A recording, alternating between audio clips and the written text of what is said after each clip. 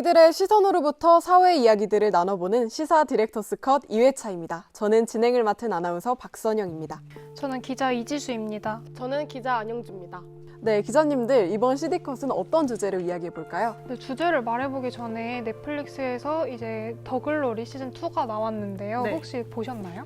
저는 1까지밖에 못 보고 2는 아직 못 봤습니다. 영주 기자님은 보셨나요? 네, 저는 봤어요. 학교폭력 피해자가 가해자들에게 복수를 하는 내용이 정말 통쾌하더라고요. 더글로리가 우리나라뿐만 아니라 해외에서도 큰 인기를 끌었는데 특히 태국에서는 학교폭력 의혹을 가진 가수나 배우들이 잇따라 사과를 했다고 하네요. 드라마의 선한 영향력이 굉장히 좋았네요. 그럼 더글로리 배경이 실제 일어난 학교폭력 사건이라던데 이게 맞나요? 네, 맞습니다. 2006년 청주에서 발생했던 학교폭력 사건에서 동은이가 당한 고데기 고문 모티프를 가져왔다고 하는데요. 주동자로 지목됐던 가해자는 구속되어 재판에 넘겨지기는 했지만 가정에 돌려보내 관찰하는 수준의 처분에 그쳤다고 합니다. 하지만 당시 피해자는 입원 치료와 신경정신과 치료까지 받는 등 트라우마를 겪고 있는 것으로 전해졌습니다. 처벌이 그 정도밖에 안 됐다니 안타까운 사건이네요. 네, 그럼 이번 CD컷 2회차는 학교폭력에 대해 다뤄보는 걸까요? 네, 맞습니다. 초중고등학교에서 벌어지는 학교폭력뿐만 아니라 대학교에서의 학교폭력, 더 나아가서 직장 내에서 벌어지는 따돌림 등 공동체에서 일어나는 폭력에 대해서 다뤄보고자 합니다. 마지막에는 어떻게 하면 학교폭력을 해결할 수 있을지까지 다뤄볼 예정입니다. 네, 더글로리에서 동은이가 담임 선생님의 보호를 받지 못했던 건 가해자 부모님의 높은 지위 때문도 물론 있지만 사실 과거에 저희 부모님 세대만 해도 학교폭력이 범죄라기보단 그냥 친구들 사이의 다툼으로 여겨졌던 경우가 많은 것 같아요. 네, 맞습니다. 하지만 시간이 흐를수록 이런 10대 청소년들의 잔인한 학교폭력 범죄가 계속 발생하자 현재는 인식이 많이 바뀌었죠. 맞습니다. 그래서 우리 사회에서 소년법을 폐지하거나 개선해야 된다는 목소리가 강하게 나오고 있습니다. 네, 사실 학교폭력은 중고등학교 때 일어나는 경우가 많은데 왜 CD컷에서 다루고 있냐고 생각하시는 분들도 있을 것 같아요.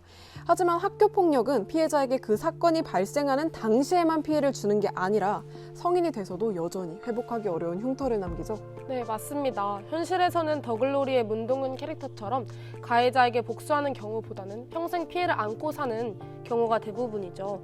조사에 따르면 어릴 적 학교폭력 피해를 겪은 대학생 절반 이상이 극단적 선택을 생각한 경험이 있다고 합니다. 절반 이상이라니 꽤 높은 비율이네요. 네, 그렇다면 학교폭력 가해자는 성인이 된 후에 어떻게 살고 있을까요? 반성은 하고 있을까요? 학교폭력 가해자의 마음까지는 알기 어렵지만 최소한 학교폭력이라는 범죄가 그들의 대학 입시에는 큰 영향을 주지 않은 것을 알 수 있는데요. 이번에 이슈가 된 정순신 전 검사의 아들 사건만 보더라도 그는 고등학교에 다니던 당시에 학교폭력을 저질러 강제 전학을 갔지만 결국 2020학년도에 서울대학교를 정시로 입학했다고 합니다. 놀랍게도 생활기록부에 학교폭력 전력이 기록되어 있었지만 단 1점만 감점이 돼서 합격선에 들었던 거죠. 심지어 정시 입시 요강에 학교폭력 관련 감점 요소를 포함하고 있는 서울대학교와는 달리 고려대, 연세대 등 주요 대학 정시 요강에는 애초에 학교폭력 관련 조항 자체를 찾기 힘들 정도로 학교폭력에 대한 이슈 시스템의 대응이 미흡합니다.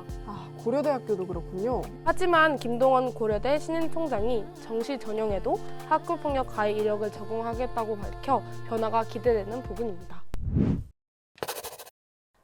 네, 지금까지 고등학교 이전의 학교폭력에 대해 다뤄봤는데요. 그렇다면 대학교에서 일어나는 학교폭력은 어떤 형태일까요? 네, 물론 대학교에서도 학교폭력이 존재합니다. 이번 달 초에 경찰학교에서도 학교폭력 논란이 일었는데요. 봤어요. 학폭 피해 게시물을 올린 작성자는 동급생으로부터 괴롭힘 당했다고 주장했습니다.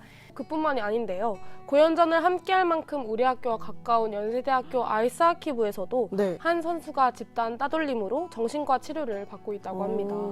학교 측에서는 내부 조사 중이기 때문에 입장을 밝힐 수 없다고 말했습니다. 이뿐만 아니라 이러한 괴롭힘 외에도 데이트 폭력도 자주 일어난다고 합니다. 네, 그래서 집단 내의 폭력에 대한 해결 방안을 알아보기 위해 고려대학교 인권 성평등센터 전문가를 모셨는데요. 안녕하세요. 안녕하세요. 자기소개 부탁드립니다. 네, 저는 고려대학교 인권성평등센터에서 근무하고 있는 노정민 과장이고요.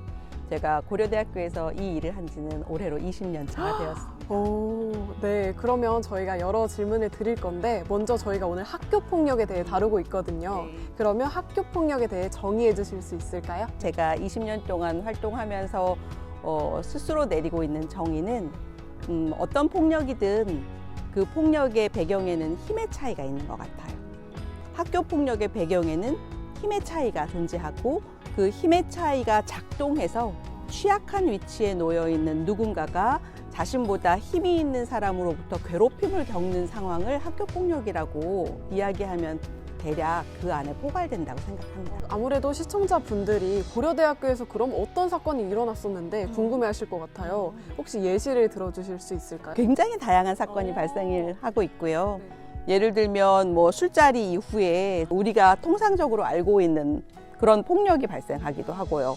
허위사실 혹은 뭐 원래 본인 당사자가 듣고 싶지 않은 말들을 이렇게 유포하면서 그 사람의 좀 명예를 훼손한다든지. 코로나19가 발생한 이후에 굉장히 술자리도 줄어들고 대면 행사도 줄어들었잖아요. 그러면 코로나 이전과 코로나 이후를 이렇게 비교하면 뭐 사건의 발생 빈도나 이런 유형에 있어서 조금 변화가 생겼을 것 같은데. 맞아요. 근데 빈도가 줄은 것 같지는 않아요. 그래요? 빈도는 대략 비슷하게 유지되고 있는데 네. 유형이 조금씩은 좀 달라진다고 볼 수가 있을 것 같아요. 단톡방 성희롱 이런 거 들어보셨죠? 그렇죠. 단톡방. 네. 그래서 여러 사람이 함께하는 SNS 공간에서 뭐 부적절한 대화를 한다든지 뭐 불법 촬영물이나 이런 것들을 공유한다든지 그리고 우리가 수업을 그동안 한동안 줌 혹은 기타 그쵸. 여러 매체를 통해서 비대면으로 진행을 했었잖아요. 굉장히 부적절한 메시지로 뭐 너 화면에 보이는 너의 모습이 이만저만하다면 외모 평가를 한다든지 뭐 DM 보내면서 되게 듣고 싶지 않은 혹은 원치 않는 메시지를 서로 이렇게 보내고 한다든지 하면서 우리가 대면의 상황만을 생각했기 때문에 비대면에서는 괜찮겠지라고 생각했던 그런 맥락에서 생각하실 것 같은데 사실 저희 업무는 줄지 않고 오히려 새로운 양상으로 진화되고 변화된 환경에서 또 다른 형태의 문제점들이 계속 일어나고 있는 것 같아요. 네, 학교 폭력이 심각한 건 당연히 알고 있었지만 그 자세한 내막을 들으니 더 심각한 것을 깨달았습니다. 어떻게 하면 학교 폭력을 조금이라도 줄일 수 있을까요? 네, 일단 개인적 차원으로는 만약 주위에서 학교 폭력을 당하는 친구가 있다면 모른 척 하지 않는 태도가 중요합니다. 네, 맞아요. 저도 방관자 때문에 힘들었다는 기사를 여러 번 본 적이 있습니다.